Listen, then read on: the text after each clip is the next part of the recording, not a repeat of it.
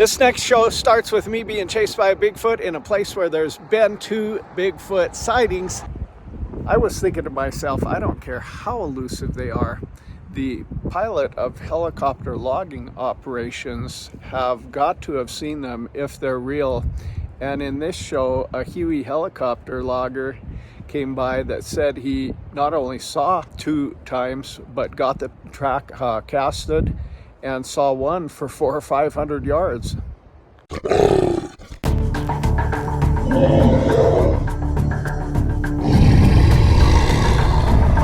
My name is James Willows. A year ago I released the incredible Bigfoot documentary, and it was well received, and I think it has close to 77,000 views after a year. But a lot of you said, man, we really like you because you're enthusiastic, but you're not into hype, you're not into scripted Bigfoot shows, and we'd really like to see another. But instead of just patching something together to get more views, I decided to wait till I had some really good stuff, and boy do I! There's a helicopter pilot that all he does for a living is fly in to Vancouver Island and other places where there's no logging roads, and he saw one vividly in detail. They probably walked a good 500-600 feet. And other eyewitness accounts. Hi, this is Bruce, and he had an encounter with Bigfoot in all places in Nebraska. Yeah, I was out driving with my brother. We farm in rural Nebraska there, and probably a quarter mile away. It was in January, and the fields are all barren, of course. And we were driving around a section to see our neighbor's new home that he had built. And I said to my brother, "What's that up on that hill about a quarter mile away?" He said, "Well, I'd say it's Bigfoot." I said, "You know, I would too." 9 foot tall, approximately. Wow. Cute, big head, you know, normal shoulders, the hands below the knees, normal stuff. He was just going to the east, just walking, and strides were just huge. And the time we turned around, we were going to follow him. It was hilly, not terrible hilly, but hilly. He was gone. He crossed the road and he was gone. There's a lot of wooded area in that area. And yeah. Never seen him again. But then a few weeks had passed, and the neighbors would say that they hear knocks on their houses, like something would slam against their houses. Wow. And my brother heard the same thing. He lives alone. He's a bachelor. Huh. And he said, yeah, one night it just shook the whole house. Shook the whole house. And, you know, we can't confirm what it was, but we just thought we saw it, and it had to be what it was. It wasn't a man, and what's shaking the houses? Huh. I guess that's what we think. And did it seem to take big steps to get away real quickly? Because you went up there to like follow it. Yes, it was huge strides. I mean, strides. nobody could run that fast. Did you happen to look for tracks? No, we didn't. It wasn't our property. So, oh, it wasn't and it was your frozen. property. It was, it was like 10 degrees. So. Now, what part of the Nebraska is this? Northeast corner. We're about an hour from the South Dakota border. Oh, near the South Dakota border. Yeah, Missouri River. We're about 40 minutes from it. So. Wow. Were there other tales that the neighbors told? Actually, my one neighbor, his uncle, they farm also, and this is years past. They'd be out hanging, and they always say, "Why is we being followed by monkeys?" And it was just common knowledge that there was a monkey, or 2 in the grove. And his uncle said, monkeys are big. They're really big. But it's just kind of like people that know it know it. I mean, it's Now, was there any point of reference to make it come up with you in your mind that it was 9 foot tall? I guess just what I kind of figured, 9 to 10. I mean, and just because there was some stubble to kind of measure it against. And fence posts, I know are about 5. And I could just tell. I mean, I've farmed. I've farmed all my life. So did you see it any amount of time, or? Yeah, it was 30 seconds. But as we drove, what caught my attention was deer running the other way. Wow. So, I always say Bigfoot. A lot of people say they feed on deer. And there was an incident in Potlatch, Idaho, where a lady looked in her rearview mirror and saw a Bigfoot chasing a deer, and then she wrecked. Really? And the cops had to put it down. Lady sees Bigfoot chasing a deer in her mirror, and then she wrecks. It sounded pretty interesting, and I think that a lot of people have mentioned a stank odor associated with the Bigfoot, and I personally feel they they scavenge as well as squatch. Thanks for sharing your story. Sure. How long ago was that? Oh, it'd be probably 6 years ago now. About 6 years ago, and there's been continued rumors and everything. Yeah, there was continued activity for about a year, and now nothing. Yeah, There's been nothing. for about a year. In the area. So. And do you actually farm that country? But yeah. Well, thanks, Bruce, for the story. In the 1970s, I live in Knox County, Nebraska. There was a sighting also by the mill. By a mill in Knox County, Nebraska. So. Well, I appreciate you sharing your story. Sure, no problem. I have since found out that the Omaha tribe of Nebraska has a rich history of Sasquatch within their tribal lore and recent sightings as well. They call it Sitonga. Okay, so give us a little specifics about how he looked. Well, it was normal what you think, I guess. The head was, huge. Yeah. And the shoulders were more like, not like a man's. They're just muscular. Yeah. You could tell. And the arms, hands hung below the knees, just like an ape, basically. Right. And legs were huge, like pillars. That's what I call it. If you had to guess his weight, you guessed his size around 9 feet, but how would you guess his weight? Oh boy, 700. Yeah. I would say. Plenty big, huh? Yeah. Wow. Well, thanks, Bruce. Yeah, you have a great day. Okay. Well, you guys really enjoyed Vern here, my milkman, and his knowledge on the incredible Bigfoot documentary part 1. That scientist named Jeff in Idaho has all those prints carefully cataloged, and he had a couple of guys from Dallas that were crime specialists come and look at the prints, and they found that there's a similar grain in the foot that only appears on those prints, and it's on most all of them. Really? Yeah. I haven't been able to see that. That'll be interesting to look up. Yeah, that'd be interesting. And I've known Jeff. I have actually met him years ago. But they actually have a facility up by Snoqualmie Pass. They hunt for Bigfoot. There's a full group of the people up there, scientists, paleontologists, and I know he's been from Idaho over there to that facility numerous times. Interesting. Yes. The other one, film footage I did see within the last 6 months that I thought was really interesting was Snoqualmie Pass has a film footage of Bigfoot walking through the Department of Transportation sand pile. Oh my God. You have to pull it up. It actually shows it with their highway camera, their road camera, walking across the snow at where their sand pile was for sanding the roads. And that's the first one from Washington that was clear and plain. Yeah, isn't that? Well, thanks for sharing. Hey, you're sure welcome. Mr. Patterson took a polygraph test on this Bigfoot he filmed, and he passed with flying colors. Is the creature in your film real?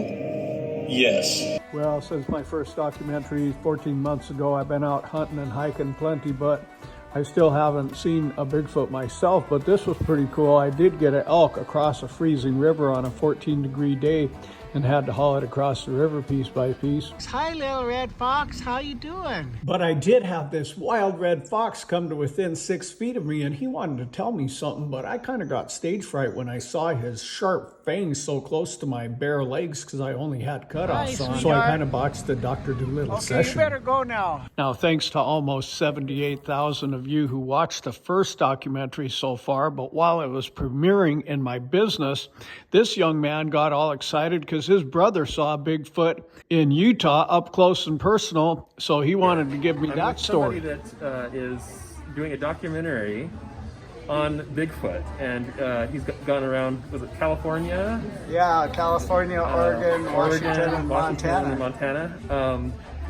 Investigating Bigfoot. I told him that you've seen about your experience seeing him, and he wanted to. He's actually recording me right now, so he wanted to know what the specifics were on the story. It was a long time ago. How long? 2000 about? Okay. So fall of 2000, northern Utah, between Tremont, Utah and Logan, Utah. Okay. And what happened? Mountain pass you have to go over. Okay. The bottom of the mountain pass is Bear River.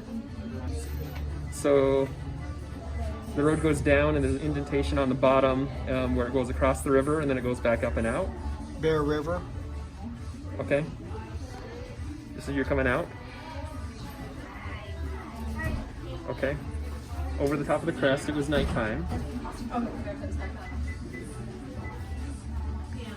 about 10 o'clock at night.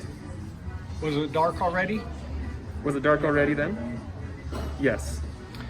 You know, one of the famous Bigfoot trackers down in California, he said that he'd only see their tracks on starry nights, on moonlit nights. Yeah. He said he's just telling me that he's only seen Bigfoot tracks on starry nights, moonlit nights. So, yeah. So what happened? Okay, came with a crest in front of you.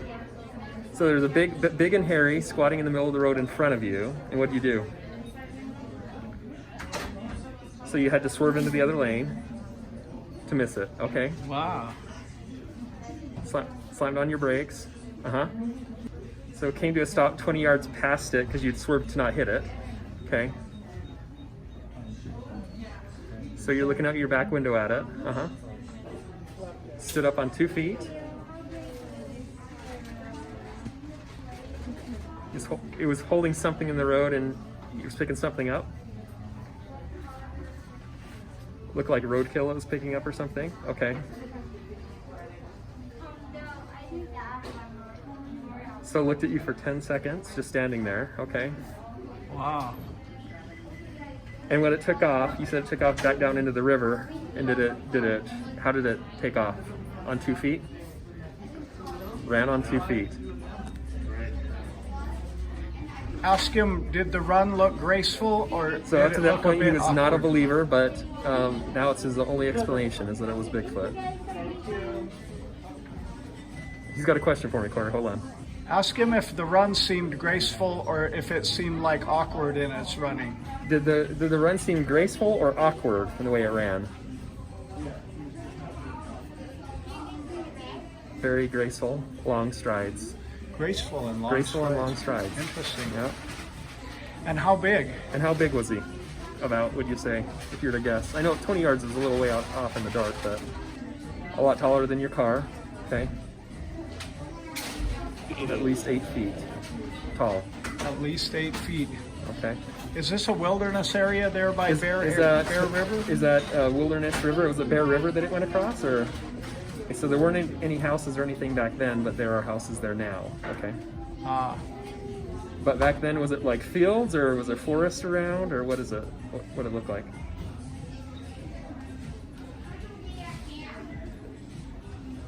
The river bottoms. Okay.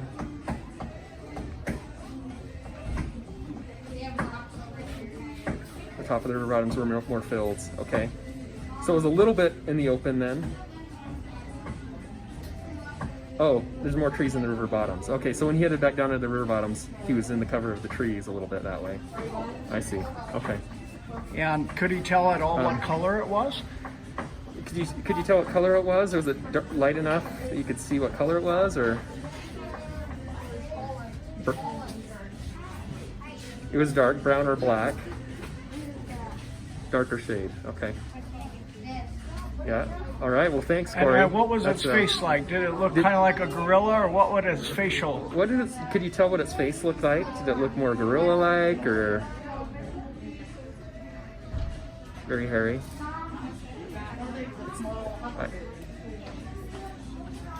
He remembers his eyes, and his eyes were very man-like. Man-like.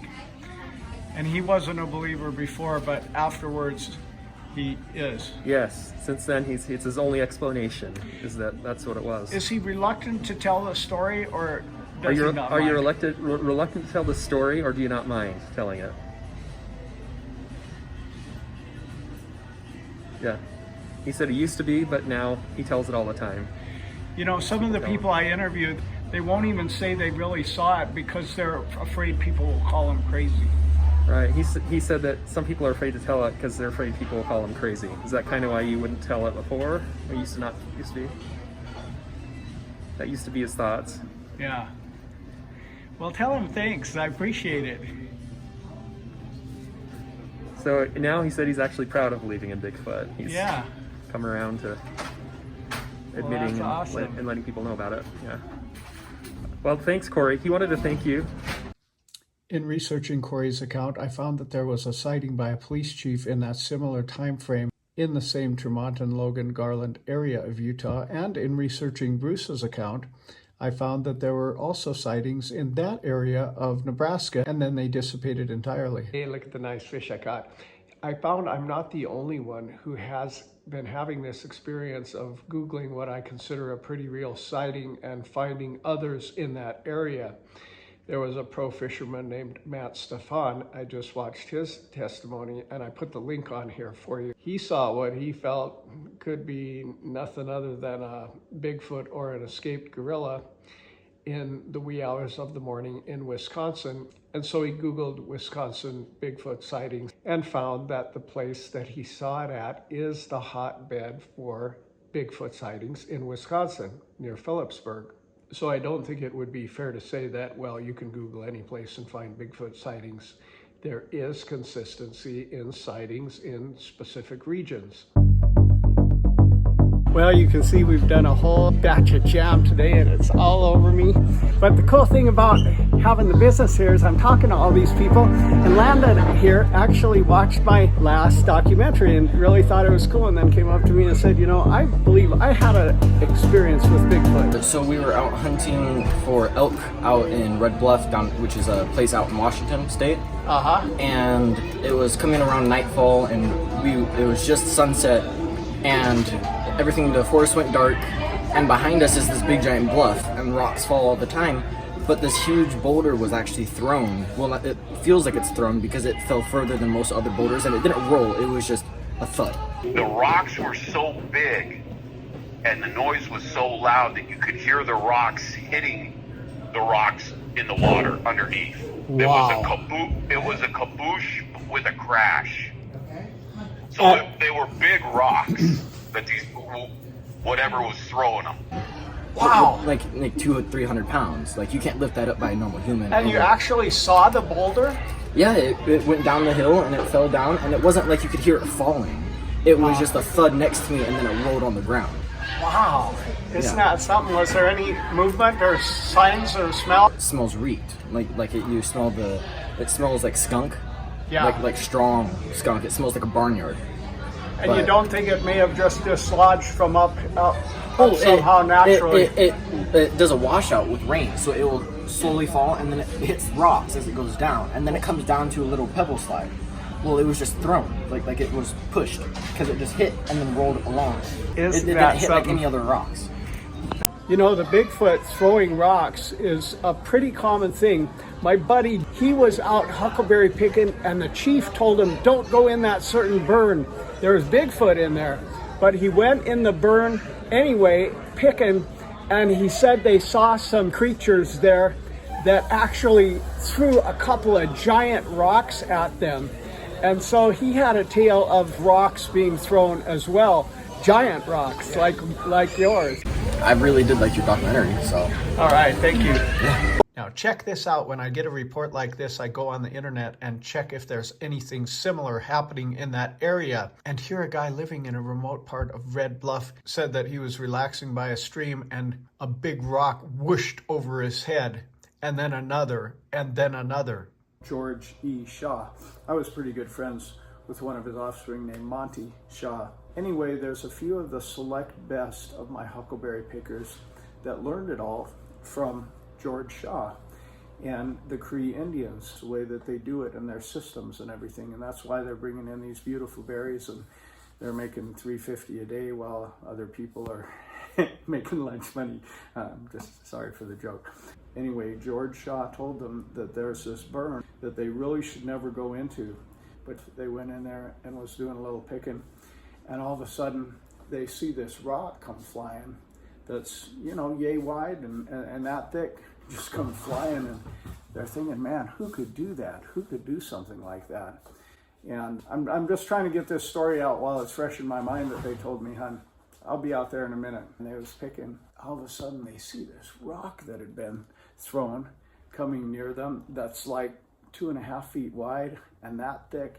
And they're thinking, whoa, like what could throw a rock that big? And then that he looked up in there and saw this being that was, you know, 6'6", maybe 7 foot, but was massively wide and took strides that were 6-7 feet long. Saw it and another go off into the woods, and he just got a glimpse of it, but he said it was a massive creature.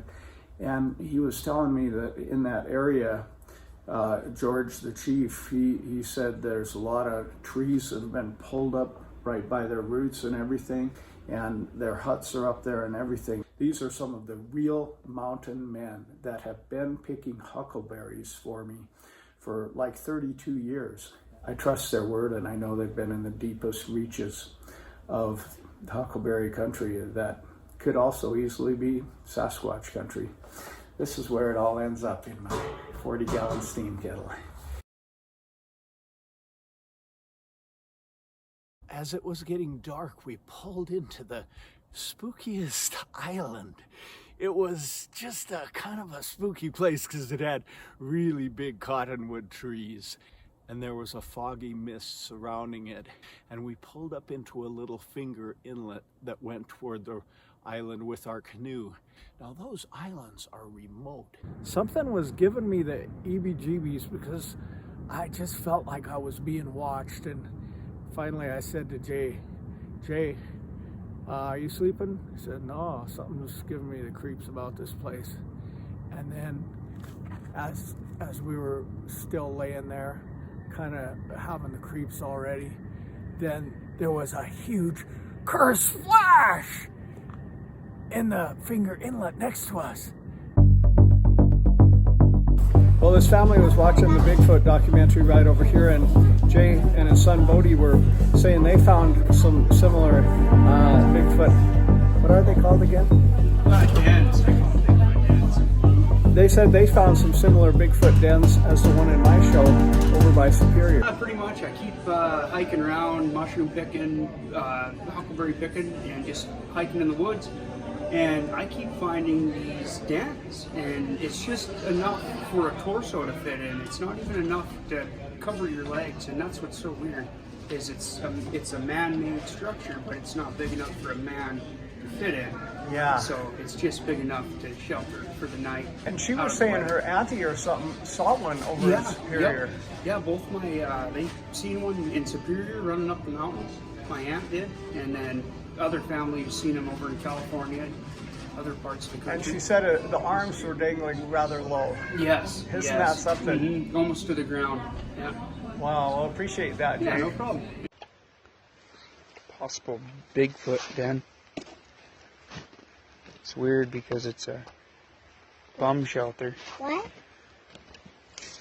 But it has bones in it. That's what's crazy.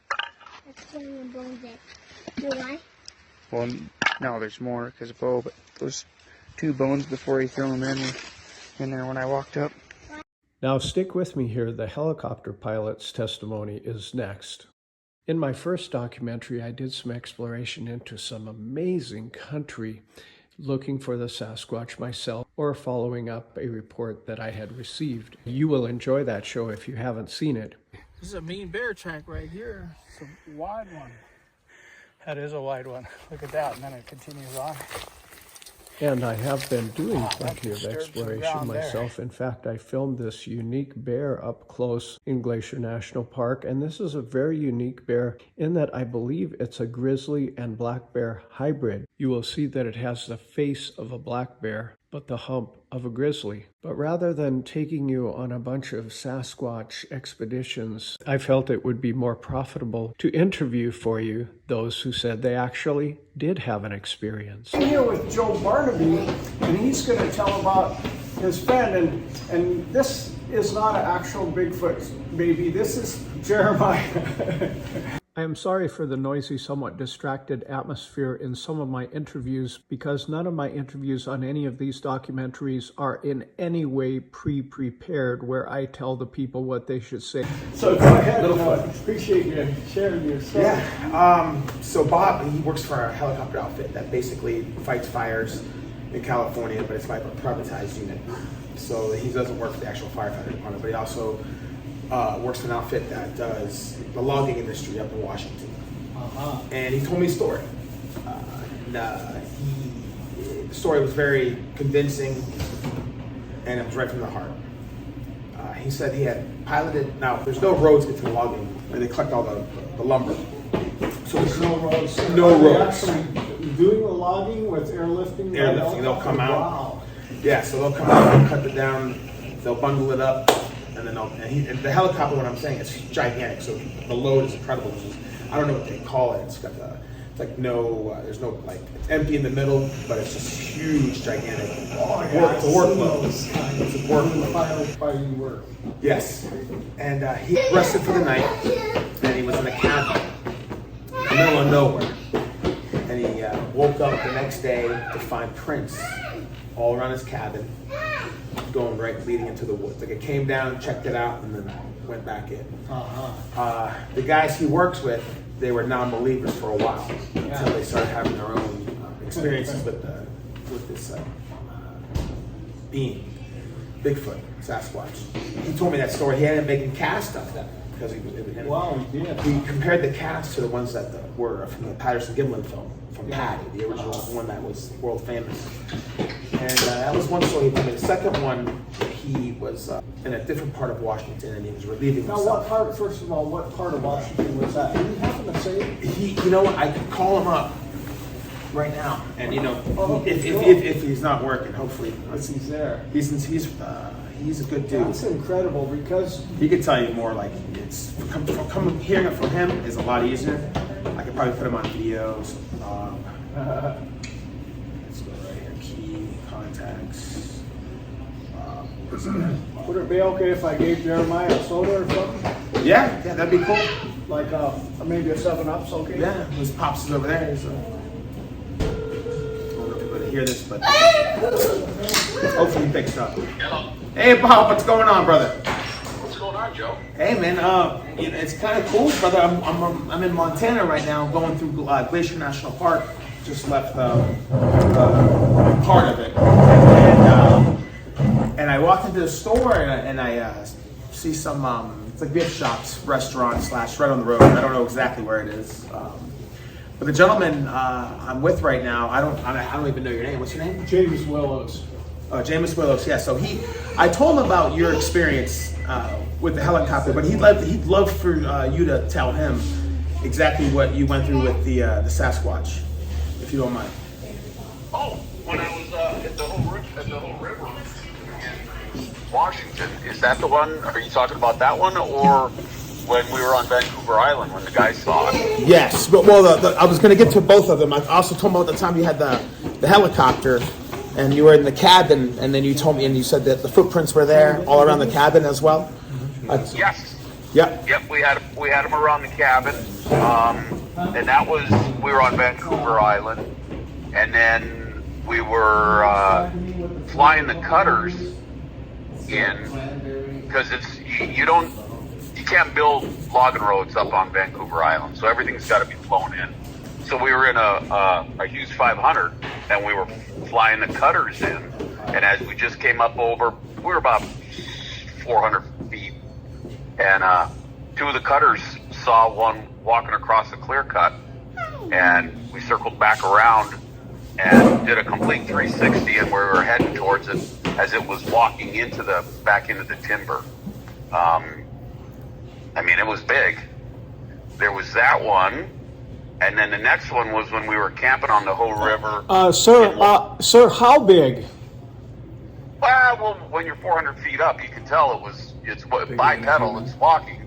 I'm going to guess 8-9 feet, probably pushing 600-700 pounds. Wow, what kind of coloration? All black. It was all black as an ace of spades. Black as an ace of spades. How tall would you just guess the animal was? Oh, geez, man. 10 feet? 9, 10 feet? 9, 10 feet. I don't Whoa. know. It was good size, man. But he was all shiny and hairy. Shiny and hairy? No, shiny like mink. Yeah. Real black and shiny. This is Vern, my milkman, and we were just chatting over lunch here, and he was sharing a couple of stories. I have a friend who's a sergeant with the Sheriff's Department in Washington State. What's his name? His name is Eddie Anderson. He says, and down at the creek was this big black thing. He said, and all of a sudden it stood up. Was it at all shiny? We're 400 feet up. Oh, yeah. It kind of, And actually, it was early in the morning, and so we couldn't see any reflection from the sun off of it, you know. One person that told me said it was black and shiny like a mink, the one that they saw down in California. I was just curious. Yeah, no. Too far to really see any cone shape to the head, but basically we could tell that it was walking on 2 feet, and it was probably, I'm gonna say, less than a quarter mile that was across this clear cut, and we were halfway when we came up over the top of the ridge. So it probably walked a good 500-600 feet, you know, straight across that we saw. They are elusive, and I know that even in remote areas, a lot of time you don't see them. But I was thinking to myself, well, why don't some people with like helicopters and things like that see them? Well, one of the sightings that I felt was pretty realistic here in our area was in Glacier Park after 4 months of COVID closure. So it was just like a abandoned national park, and then that 4 hours after it opened, one was sighted in there. Oh, wow. Yeah. Wow. Thanks so much. And what about the next one? The next one was my first one, which was back in 89, and we were camping on the Hoh River, which is the Olympic Forest in Washington State. It wasn't a sighting, and we were all sitting around a campfire at night playing loud music, and it just went complete. The music stopped, and it was just dead silence, and out of nowhere we hear these huge splashes in the river, and we knew there was nobody around us. We had been out that day, no campers, nothing. And I had told Joe, until you hear it, the rocks were so big and the noise was so loud that you could hear the rocks hitting the rocks in the water underneath. Wow. It was a kaboosh with a crash. So they were big rocks that whatever was throwing them. Could you see the rocks going into the river? No, because it was, it's like 10:30, 11 at night. We were all sitting around drinking at the campfire. So that's the one. And every couple of the guys are like, that's just elk running across the river. I'm like, that ain't elk. No way. And I was, from that point on, my eyes were watching everywhere. Isn't that something? I had a similar experience in the Flathead River. We canoed for 3 days from West Glacier to Flathead Lake, and on the second night we pulled into a real kind of a spooky, remote little island in the river that was the type of place that most people would never go, and we camped on that, and I just had the eeriest feeling, and I told my buddy, man, I just have a spooky feeling about this place, like I'm being watched or something. He said, I do too, I can't sleep. And then all of a sudden there was a giant kersplash. And then we were really freaked out, and then another giant kersplash. And we, to this day, really couldn't figure out what it was, because it was more than a beaver tail going down. And unless something fell from the sky, I couldn't imagine what could make such a giant kersplash. And these guys are hunters, and they're well seated by now. Yeah. I'm in the woods all the time. It's probably seen you. You just haven't seen it. Right. And when I heard those, and I heard the splash, and then the kerpow underwater was that loud that you could hear it, I'm like, that's not just some kid throwing rocks in the river. And we knew there was nobody around us. We were miles away. Yeah, so I'm like, just like my situation. Yeah, somebody didn't like us there playing Ted Nugent. Super loud. That's funny. So Joe here was saying something about a cabin. He was staying at a cabin one time. Yeah, that was on Vancouver Island. We were at a cabin. Oh, we had okay. tracks in the morning, all around. I sent Joe pictures of the footprints from that. I've got castings of those. That's on my other phone, but yes, you did. That's amazing. Well, we sure appreciate you sharing this story with us. Do you mind if I get your first name or even last name? It's Bob Perry, Perry. Bob Perry. And you were flying a big Huey helicopter? That was a Hughes 500. I normally fly a Sky Crane. A Sky Crane. That is so interesting. Because what a perfect way to see one is flying by helicopter over remote territory. Have you done that a lot in your life? I've been flying about 30 years. About 30 years, but in that 30 years, this was the only one that you really saw. Yeah. That's the only one that I've seen flying. You hear a lot of guys that talk about it. Like if you go on YouTube, there's a really good story from when Mount St. Helens blew up, where the Army came in and they had 2 dead bodies of them. It's a great story, and it makes you think, yep, that happened, because the 8 caves were very well known up in Washington State of Mount St. Helens. Multiple sightings, and I think there's a story of a couple attacks. 8 Canyon. Yeah, I remember hearing about that. Well, you got to watch my show, the Incredible Bigfoot documentary, because last time my milkman here at my business is from that area, and he said when it blew up, there were some that were displaced. My brother-in-law ended up in jail for drinking and driving. Well, while he was sitting in jail that night, this guy got arrested for poaching elk, and the game wardens had brought him into the sheriff's department to the jailhouse, and he was standing in the jail cell screaming about seeing Bigfoot and that it was going to get him and all this stuff. And the game warden walked up to him, grabbed him by his shirt, slammed him into the bar and said, if you don't shut your blankety blank mouth, you're going to disappear. And what year was this? About 84. And where did this take place? Lewis County, Washington, right next to Mount St. Helens. Interesting. Yep, right. It wasn't very long after it had erupted, so I'm sure it probably moved some of them out of their natural habitat into other areas. And government officials came to him and said, listen, fella, you be quiet or you're going to disappear. That's what they told him. Wow. Yeah. We know they're there, and we know that if the government acknowledges it, it'll affect the logging industry. And you're talking big money on the wood. I think you're paying a lot for wood now. They have to create, have their habitat protected. Yes. That's my theory. That's your theory, I understand. One objection I've heard often is that with all the technology our government has, including satellite images, surely they would find one. This brother's testimony was very powerful because he said what happened if they would find one. The spotted owl closed down almost whole states for logging. What would a family of Bigfoot in a region do to logging? Now, don't get me wrong, I'm not anti-logging. I was a carpenter for many years, and it's important for us to have lumber. But I also played baseball for many seasons, and I asked my coach, who was a logger since he was little, did you ever see a Bigfoot in all that logging and all that walking of timber and logging that you've done? And he said, no, buddy, but I had a sound-minded, reliable sawyer who said he saw a family of them up in the Swan. Well, that is super cool. We sure appreciate you sharing your story, Mr. Perry. Oh, no problem. Well, once again, thanks so much for sharing your story. I really appreciate this. And if there's any chance of getting any picture of that footprint or something, I'd sure love to show it.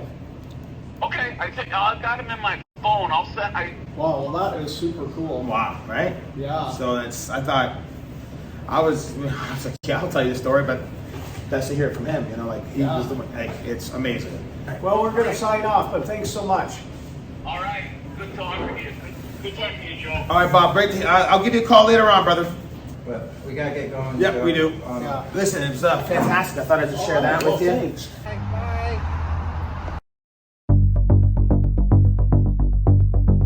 Hi, my name is Walter from Smitty County, Washington. The county I grew up in has the distinction of being the only county where it is illegal to shoot Bigfoot.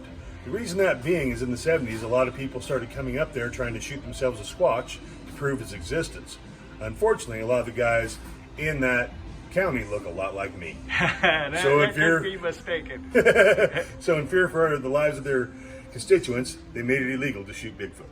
That's pretty cool. Now, I had a guy, and it was the wildest story, but he said he met a girl whose father was a Sasquatch. All right, this is my friend Mike. Mike and I go back a long, long way. I actually employed Mike as a carpenter for me probably 20 years ago or so. So he's the kind of trustworthy guy I would trust what he says. Now, he did have a stroke, so he can't talk real fluently, but Mike's going to tell about an experience that he had around here that could have been a Bigfoot. I was on my bicycle about 10 years ago. You bicycles all over the place. Yeah, bicycle all the time. I was on the east side and it's all gravel. Anyway, I was over there about 10 miles in from Hungry Horse. And this is a road that I've traversed east side of Hungry Horse Reservoir dozens and dozens of times. And I never saw a Bigfoot. I never saw a track. We were probably raising enough noise that a Bigfoot would have just got out of the way. But I can see the possibility of a guy just bicycling along this area, actually seeing something. I saw something, and then I saw it better, and it was a big grizzly, big thing, and I saw it, and it saw me, and it took off, and that was it. And that was much as I saw, because it was about 50 yards away, maybe. So you say it was a big kind of a grizzly thing. Yeah. Did it look like a bear standing up, or what did it seem to look like? It looked like a human standing up. Ah. Yeah. Any idea how big it may have been? It looked like it was about 7 feet. Uh-huh. Yeah, it was about 7 feet. So it looked like a big hairy human standing up. Yeah. And where were you, about 10 miles up the west side where you go over the dam and up, or the east side? I was the east side. Oh, up around Hungry Horse Creek, around in there. Yeah. I was up. I used to go up there a lot, about 10 miles in. And you were just riding your bike on the regular road there, and you looked off to your left or right? To the right, on the lake side. Interesting. I fish right around there. Yeah. I do too. Yeah, I go up there. Yeah. Now, did you smell anything? Yeah, I did. I smelled something. I went there to where it went into the woods, and I smelled something. What did you smell? What did it smell like? Smell bad. It didn't. It smelled unclean. Uh-huh. Yeah. You know, I've been told that they scavenge on like roadkill deer and stuff, so really? They're not exactly the cleanest smelling animal. Many people have said there's kind of a stench involved with them. Yeah. Interesting. Now, I know you hang out on the Menominee Indian Reservation. My nephew was riding on the back of his four-wheeler, his friend's four-wheeler. My sister just got him a camcorder, and they were just riding through the woods, and he was recording everything. And when they got back, they noticed that there was something huge and running through the woods, and they couldn't make it out. But you could rewind it and watch it over, and it was amazing. I swear to God, it had to have been Bigfoot. Wow, isn't that something? Now, let me ask you this. I've been interviewing people, and a disproportionate amount of my people that have seen them are Native American. Yeah. Do you think there's any special connection with the Native American peoples and Bigfoot? There's a lot of talk about it, yeah, but a lot of the Western Indians, we're more Midwest. Yeah. A lot of the Western Indians have seen it. There's been talk about it from our elders actually seeing. Yeah. I don't know if there's any documentation of us communicating. But seeing, yes, it's been handed down. Interesting. Well, I know there was cave drawings and everything of Bigfoot. Oh yeah. Oh yeah. Yeah, there's in Wisconsin, the Menominee Indian, which I am, we are the original inhabitants of the state of Wisconsin, from Lake Superior all the way down to wow. Is it Lafayette, Indiana, maybe? South Bend, Indiana area.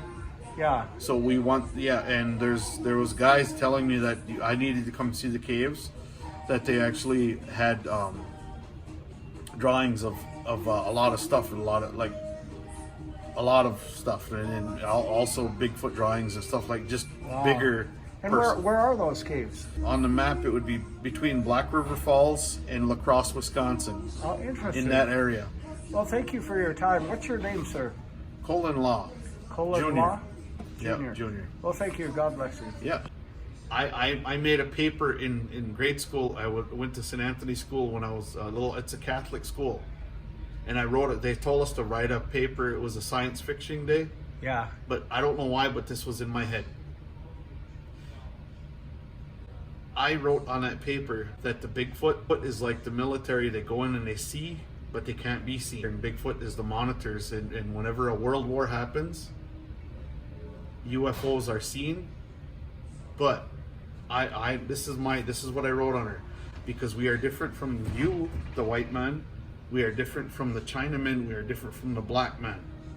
And also the Indians are different from us. Yeah, definitely. So I'm thinking this is a big ant farm. Earth is a big ant farm. We were just transplanted here to see how we react. Bigfoot monitors, that's Bigfoot's a monitor, man. I'm just saying, you know. That's the possibility. I wrote that when I was a little kid. Thanks for your thoughts.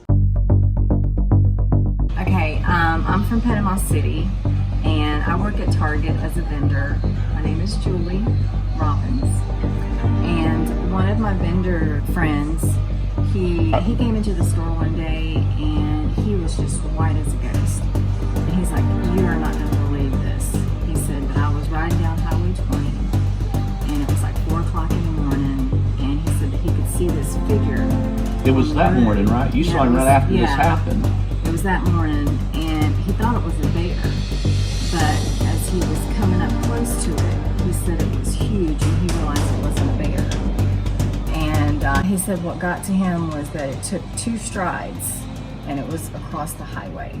Had an incident where an animal that was vertical in nature crossed the head of his truck. He looks like a trucker. Are you a trucker, Charles? Yeah, Charles is a trucker, and they go thousands of miles a year, so they could very well see something. So like 3 or 4 strides and he was gone. One of the gals that told me a story from the reservation in Washington that's famous for Bigfoot sightings, Sasquatch sightings, told me that her sighting, the animal crossed the county road in 2 strides.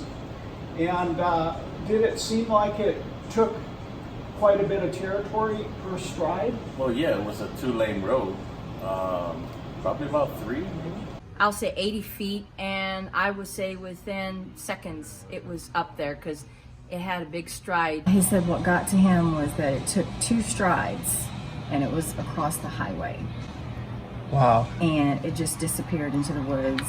And when he came to me and was telling me the story, he was white as a ghost. Isn't that and something? So it made me, realize. And you're a skeptic. Yeah. It made me realize that maybe he's telling me the truth, because he was shaking and white. And he's like, "You're not going to believe this, but you're going to think I'm crazy, but this is what happened to me like 20 minutes ago." And she's known this vendor for a long time. Yeah. And worked with him for years because he's their wine vendor. Yeah. Does the route at like 4 a.m. in the morning and comes to the store that she services.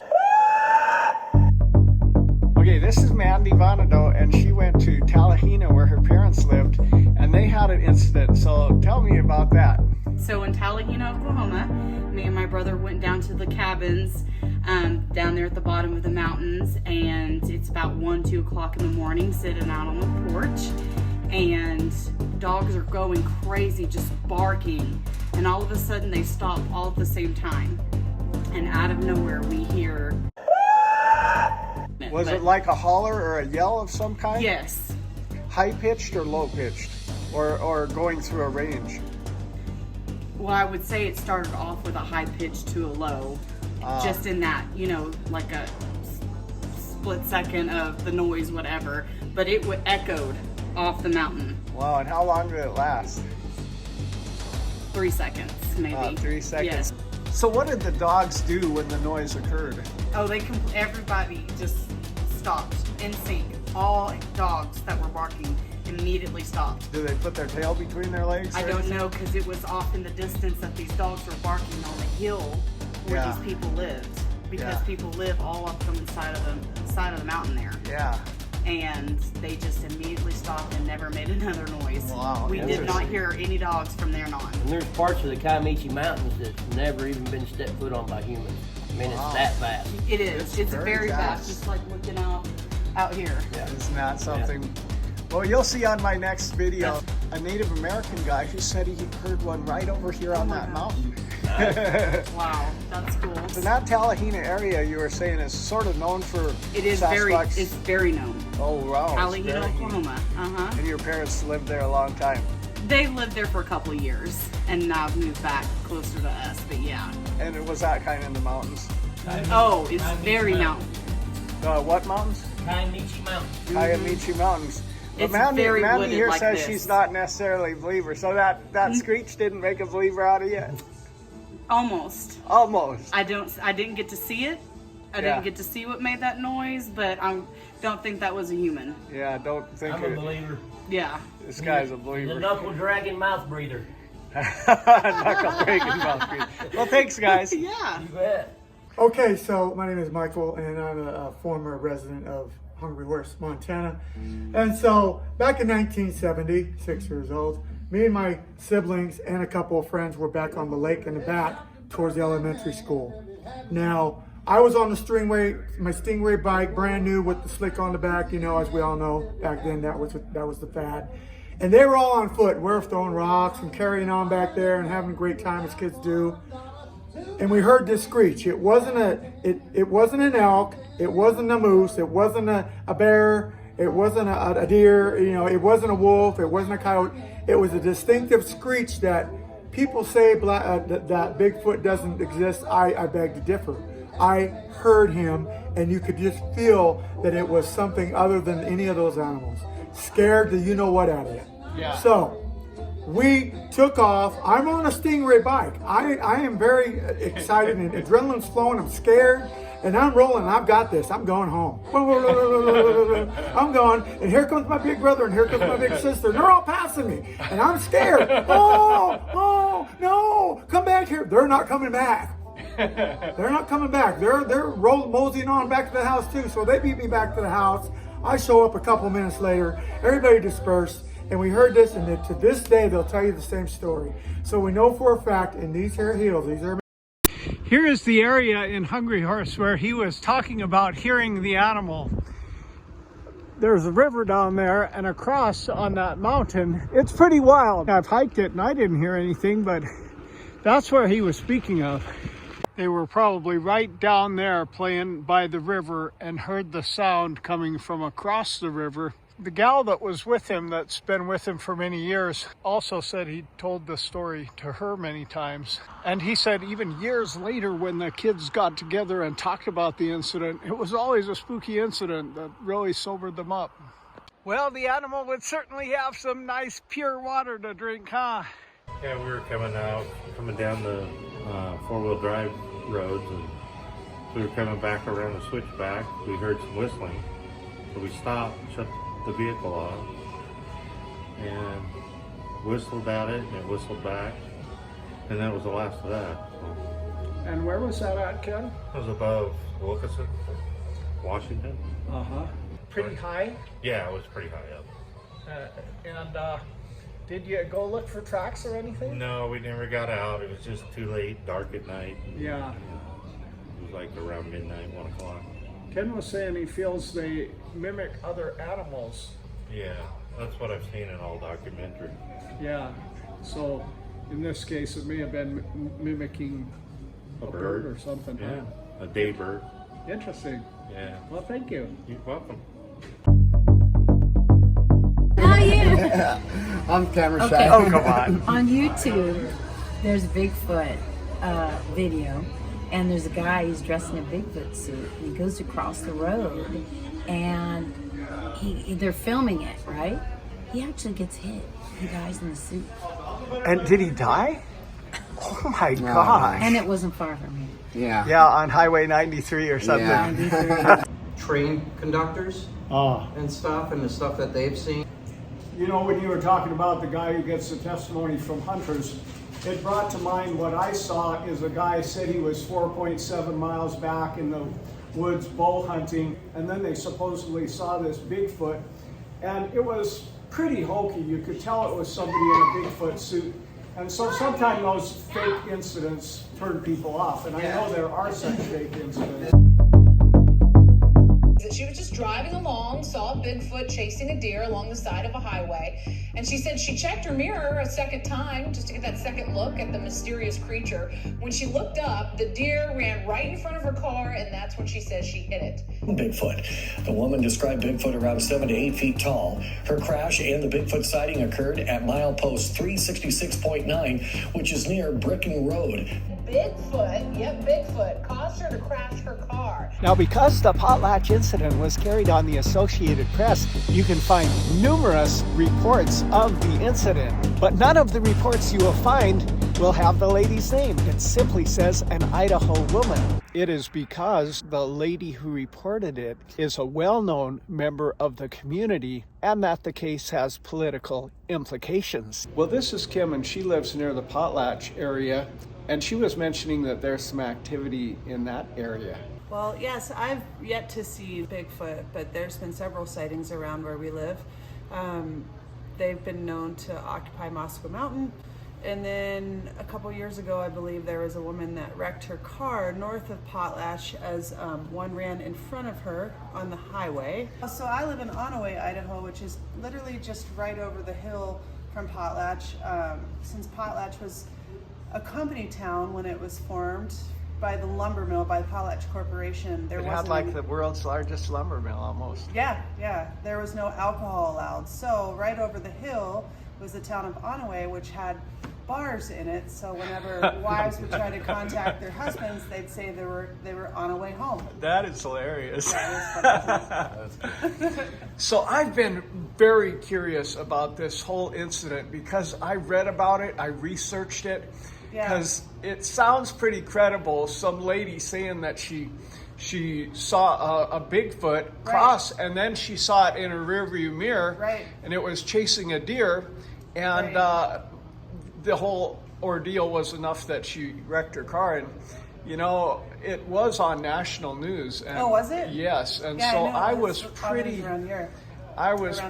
curious about it. Is there any talk around the town of the incident? Oh, sure, absolutely. To the extent that our local grocery store has a big Bigfoot statue outside of it. Oh, wow. Yeah. And is that mostly in relation to that one incident, or other incidents too? Well, there's been incidents on Moscow Mountain. I know, and I'm not sure what show it was, but one of the national shows did an episode on Moscow Mountain. So there's been talk about it for years and years, but that was the most recent sighting. Well, you know, in the Kootenai National Forest, they actually have a government placed sign about what to do should you encounter a Sasquatch, because there's been plenty of Sasquatch activity in that area as well. I don't know if you guys are aware, but Idaho ranks, I believe, 4th in the nation in terms of Sasquatch sightings that have been somewhat documented. I didn't know that. And where's Montana? What's 1, 2, and 3? 5th. Oh, yeah? Yeah. Oh, wow. As an avid hiker, hunter, backcountry skier, I did not believe in Bigfoot because I've never seen him. But after interviewing over 10 people who said that they saw him, I do believe, because I saw truth in some of their faces. Smelled the stink smell. Thought it was a wild bear or a hog with Bigfoot. And there was similarity in some of their testimony. They all spoke of a smell ranging from barnyard to skunkish to reeking like a wild boar. And I didn't prep any of these people for these interviews. Secondly, the height evaluations were consistent with the Montana Bigfoot being described as from 6'6" to 8 feet, and the coastal variety being described as larger. Thirdly, there was consistent testimony in the manner in which the Bigfoot ran. It was there maybe 3 seconds, it disappeared behind some trees. It was running? Super fast. It was running. Did it look like it was running with a nice gait, a nice even gait, or was it like awkward running? It was awkward running because it was kind of almost hunched over a bit. With a somewhat awkward gait that wasn't really set up for running. The way it was running, I don't know how to describe how It was almost like it was an uncomfortable run, like a large walk if you were to try to step over a puddle or something like that. Fourthly, it was pretty consistent that they are very elusive and the world champion hide-and-go-seek artist. And fifthly, in an area where there were sightings, there were often other sightings reported at about the same time. And six, because some of the people I've interviewed who said they saw him up close were scared spitless, even like the lady's testimony on this video that her delivery driver was still almost white and shaking. Now, some people say, well, show me a body, or show me a fossil, or even a bone, and then I'll believe. To me, I've found this very similar to what I have discovered through my faith in Christ. Some people say, yeah, let me put my hand in there and touch the hole where he was crucified, and then I'll believe. That's what Thomas said. And you know, I've been to Chennai, India, where Thomas was speared on a hill for his faith, because he surely did believe. But most people never get that opportunity to put their hand or touch Jesus. So they have to make a decision to believe based upon the testimony of others. People who did see him, who did spend time with him, who did see him when he rose from the dead. People like Matthew, Mark, Dr. Luke, John the Beloved, Paul the Apostle. I myself am pretty convinced that Bigfoot is real, but I'm 100% convinced that Jesus Christ is real. Because I was a lost, addicted guy, constantly in trouble with my principal, the vice principal. I was also on parole and had regular visits to our local cop shop or jail. And then I got in a big fight, which wasn't too unusual, but in this fight, my buddies all fled. And I found myself looking down the wrong end of a .357 Magnum and got beat up pretty bad that night. And not long after that, I said a simple prayer to accept a Christ that I wasn't even 100% sure existed. I woke up completely set free from a 3 times a day pot addiction and completely set free from a drink till I puke alcohol addiction.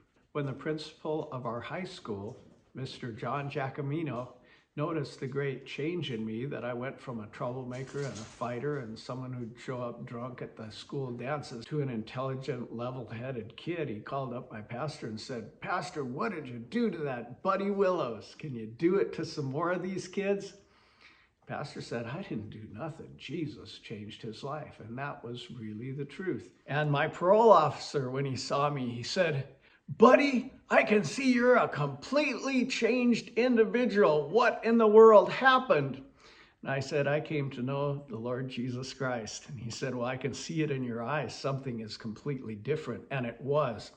I went from searching and addicted to happy inside and content. If you'd like to hear more about that, for about $7, you can get my book on Amazon, The Wild and Crazy Buddy Willows and How He Found God at the Wrong End of a .357 Magnum, and tells about how I found a new life. And millions of people throughout the world believe and can testify of a similar life change in their life. In fact, it's a government statistic that guys who get out of prison that do not experience this life change have an over 90% chance of going back to prison.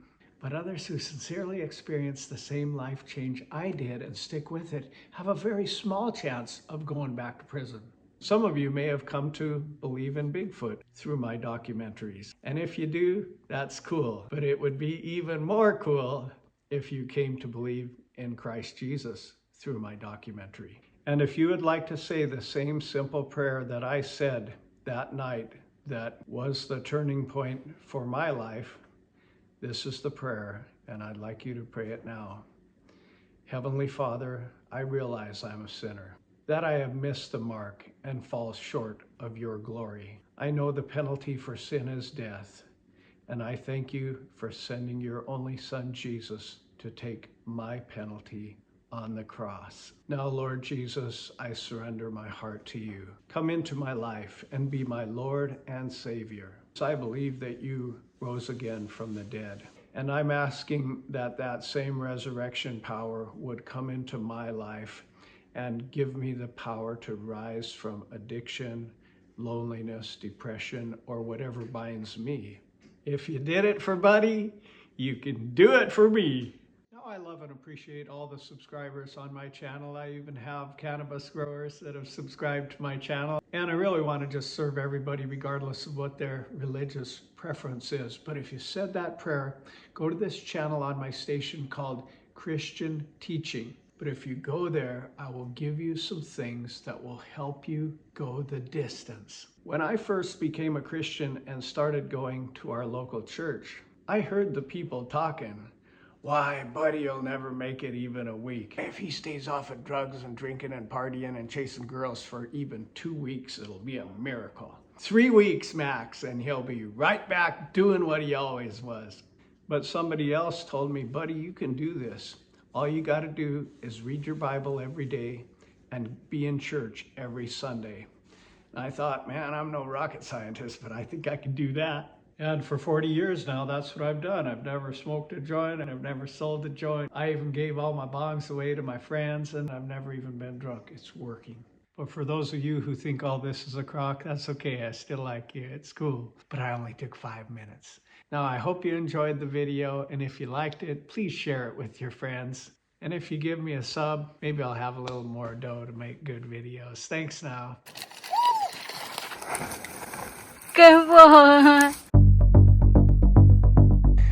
Well, my customer here was looking at the Bigfoot documentary, and she said, man, I saw a Bigfoot when I was younger. Do you mind telling us your name? If you don't want to, you don't have to tell us your full name. Diane. Uh-huh. And when I was very young, I would say probably about 9 or 10, we were in Mount Shasta at a rest stop. And then we were just looking up on the hillside because it looked kind of bare. And we seen a stump, and then we seen something very dark we thought was a bear. And then all of a sudden it stood up and then started waving at us. Then a busload of tourists came and they were trying to get their cameras out. And as soon as that happened, it just dashed up the hill, the Bigfoot. Wow. And we didn't see it again. And it covered a lot of territory. It was up there. It had to be at least, I'll say 80 feet, and I would say within seconds it was up there because it had a big stride and going up a steep incline. And how big do you reckon it might have been? I would say it's probably about 8 feet but the shoulders were broad. That's why I thought it was a bear. Yeah. But a bear wouldn't wave at you and stand up. Did it wave almost like a person? Yes, it waved like a human. That's something. The Bigfoot waved at you. Oh, absolutely. Did you wave back? Well, I was trying to, and then all of a sudden a busload of tourists came, and they were kind of like all excited, and it just dashed up. Now, where is Mount Shasta? It's in California. Northern? Yeah, northern. What's California. the nearest town? I can't remember. Wow. Eureka or something. Well, thanks for sharing your story. We appreciate that, Diane. Okay. So my high school history teacher actually said he saw Bigfoot in the Columbia Gorge. He was actually coming back from a basketball tournament. He said he saw him leaning up on a 7-foot sign, raining, nasty wet weather, and he said he saw it. So it was pretty cool. Leaning up on a sign. And yeah. Where did you go to school at? Hood River Valley High School. Oh, cool. Well, thanks for sharing that. You're welcome. The docket, whatever, in 14-year-old Joshua Skunk Cap.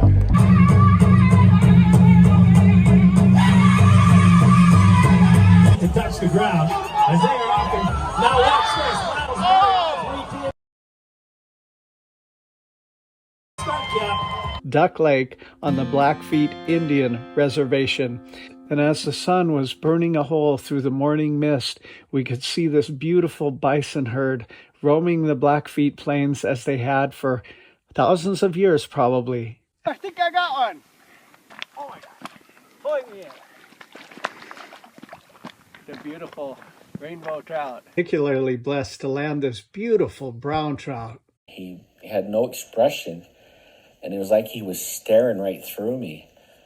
And I looked at him and I said, Alvin, what's wrong? It was like he was in a state of shock. And finally he kind of snapped out of it and he ran and jumped in the driver's seat. Well, I'm a big scaredy cat in a brush. If someone's running, I'm running too. I was like a second behind him and I was in the passenger side. Alvin just threw it down in drive and just buried it. We were just busting through the road. What scared you? And he was like, he said there's something big and tall and hairy. Yeah, it's just a guy named Bruce Schultz. He's a rancher there, and I mean, he's not a joker at all. He brought his kids skiing, and then they run across the tracks, and it was too hard to track because the wind was kind of blowing the hilltops bare. A lot of bare ground and snowy getting them tracks, but it was sneaking through a remote place where he saw that nobody would have. If he took his kids up, nobody had ever seen it. They were cross-country skiing? Just sleighing, in the there, a little hill. But he did call in, he put it in it was in the Browning paper, the photos he took, and then the Bigfoot, the official researchers, they came in and, they identified it as a positive Bigfoot track and left him with cameras, all kinds of goodies to. Did they say how big it was? I seen it was like, yay, but about 18 where inches. It went, it busted through this ice and stuff. The distance in between, I don't have the numbers, but anyway, I gotta run. I gotta get that. Okay, all right, thank you. I'll stop. Hey, where was it at though? When you get to Browning, there's a road that heads straight west back to Kiowa Camp, it's called. And then out of East Glacier, there's a mountain road called Looking Glass Trail, and it goes out of East Glacier, goes to Medicine, and up over to Looking Glass, they call it, and drops right into Kiowa Camp. Oh, okay. Are those gravel roads or? Brand new finished roads up the Looking Glass, but then Kiowa Camp, you head north and take you right into St. Mary's at 89. Oh, nice. Hey, thank you very much. Have a great day now. Another report of possibly the same animal on the Blackfeet Res said that it was 8 to 9 feet tall. Its hands hung below the knees, and it had big green eyes. So we're going to get a little snippet of his latest information from the web. Well, one night we were watching a program, and it was about Sasquatch through the United States. And one of the gentlemen that was on there was, I'm going to say, from Pennsylvania back east somewhere. And he actually feeds one.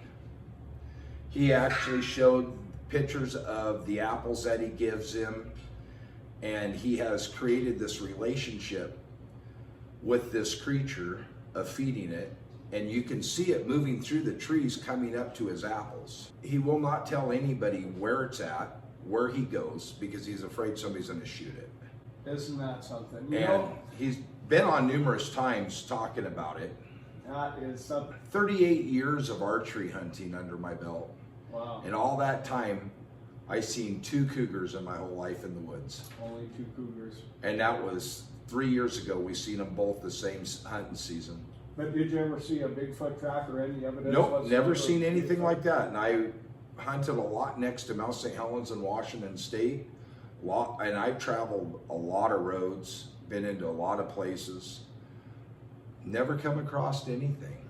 And I didn't either, and that made me skeptical, because I've probably walked 4,000 miles in Montana. Yeah. I mean, to actually get out in the woods and walk, I haven't even come across the bear during archery season like a lot of people do.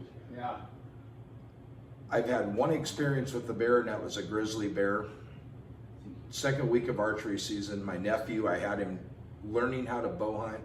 We came up over the little hill, and this grizzly bear was coming up the hill at the same time. And when we stopped, it stopped 22 yards from us to the bear. Just 22 yards. 22 yards. What did it do? It stood there and looked at us, and we walked backwards. And as we made it about 3 or 4 steps backwards, it turned and went down the hill away from us, and I was thankful for that. Wow. I had a friend named Robbie who was hunting up the North Fork, and as he was doing that cowcock and everything, a grizzly bear came up and bit a baseball-sized chunk out of his back. Oh my gosh. Yeah. That wasn't Rob Barnaby, was it? Yeah, it was. Yes, I worked with him. You worked for 10 years. Did you tell that story? Oh yes, and the scars that are on his back are just unbelievable. Wow, isn't that something? Yep. That's amazing. Yeah, that's pretty interesting. That you come across different things. Yeah, I've had them out closest for me to them gentlemen. And they didn't see me because I was behind the bush and I was drawn, and I cow-talked him right in. It was so exciting. And then there was a little twig in front of me, so I moved about this much, and when I did, just that tiny move, it was gone because it was looking right at me, and a pretty nice young bull. The best bull I've ever bugled in was with a mouth reed. Mouth reed, nice. And it was distorted. My niece at 9 years old had found it sitting in the case on the washer machine, and she grabbed the latex and stretched it. It sounded like you stepped on a duck. Isn't that something? I mean, no matter how you blew it, and a friend of mine wanted to keep it. I was going to throw it in the garbage, and he wanted to keep it to call coyotes.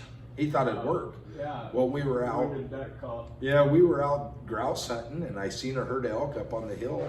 I said, let me see that. So I grabbed that reed, put it in my mouth, and when I bugled, it just sounded like nothing. It didn't sound like an elk at all. Yeah. But that bull come down 350 yards from where he was and started tearing trees out of the ground within 15 yards from us. It was 4 days before elk season opened for bow. Yeah. So, Vern, I know you're a believer in Bigfoot, but what's the single most convincing factoid that convinces you? That convinces me was the gentleman that was in jail. Yeah. And you told about on yeah, that I told about on the first video. If there really wasn't any, yeah, the game warden would have never told the guy to shut up, or they'd make him disappear. Yeah. So that was pretty much 100% evidence that they exist. Our fishing game knows they're out there. They probably monitor them. And to have somebody, Joe Blow, screaming about it after getting arrested for poaching. Yeah. Yeah, that was the key thing. And then saying he's seen Bigfoot, and them telling him, hey, you know, shut your mouth or we're gonna make you disappear. But they didn't use them nice words when they told it to him. That's interesting, because last year I was in Roswell, New Mexico, which is the famous UFO place. And there was a very convincing UFO appearance around Roswell, and the nurse that was giving testimony at it did disappear. She was transferred by the Army to England, and nobody ever heard of her again. Well, yeah, you know, and my thing is, like I tell everybody, if God can make us, he can make anything. Yeah. And when you first start reading the Bible, it says God made the heavens and the earth. He didn't say heaven, it was heavens. There's an S. Interesting. And the earth. So if there's more than one heaven, there's got to be more than one life establishment out there. Interesting, yeah. So, I mean, if you break it down, if we can be created, he can create anything. He's God. Yeah. So these animals, you know, the theory of them all, everybody would like to know is where'd they come from. Yeah. You know, you don't find any skeleton remains. I mean, there hasn't been anything petrified stating, hey, this is a definite 100% a Sasquatch or a Yeti frozen in ice. Yeah. They've yet to come up with any of this. So where'd they come from? I heard, though, that there is a guy named Ed Rogan or something on YouTube somehow has some fossil evidence. See, in the monks over in Pakistan and them places were supposed to have a scalp from one. Well, it ended up turning out after they were able to do DNA testing that it was off of like a orangutan or a monkey. It was fun fishing. But it looks like it. It's a full dome cap, and it's hair, and it's probably 100, 200 years old. But they said they found it up in the Himalayas, and that it belonged to a Yeti. But when they finally tested it, it came back to being a primate. Yeah. So now they could be telling us that. Yeah. So we think, okay, yeah, that's what it is and the way it goes. I mean, nobody ever tells the full truth. So thanks for tuning in. I hope this has helped bring the Bigfoot from fiction to nonfiction in your thinking. But rather than leave you with a conclusion, let me leave you with a question. A hunter in Montana found this elk impaled quite high upon this tree. How did it get there? It was not in an area that was steep enough for an avalanche. So how did it get there? Unfortunately, a lot of the guys in that county look a lot like me. So if you're be mistaken.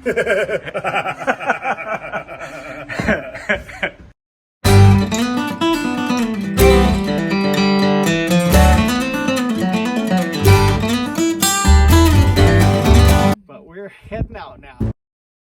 Hi, this is Bruce. And he had an encounter with Bigfoot.